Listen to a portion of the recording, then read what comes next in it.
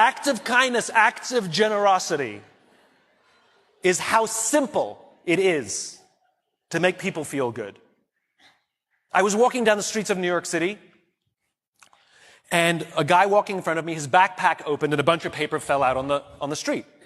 I didn't think much of it. I bent down, I gathered up the papers, handed them back to him, and pointed out that his bag had opened. Now, in our bodies, there's a chemical called oxytocin.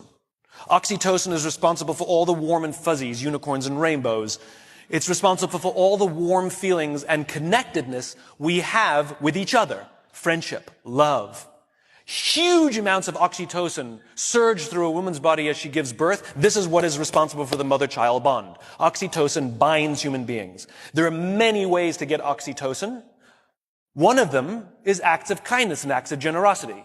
It feels good when we do something nice for someone. It feels good when someone does something nice for us. On this particular day, I did something for someone with no expectation of anything in return. I got a little surge of oxytocin. I felt good. He turned to me and he said, "Thank you. It feels nice when someone does something for us with no expectation of anything in return." He felt good. I walked to the end of the street. I'm waiting to cross the street.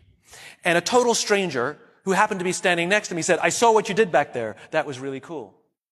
As it turns out, witnessing an act of generosity releases oxytocin. And he felt good. And the best part about oxytocin is the more oxytocin we have in our bodies, the more generous we become. It is Mother Nature's way of trying desperately to get us to look after each other. I can guarantee you that that man who witnessed what I did something nice for somebody that day simply because he saw someone do something nice for somebody that day.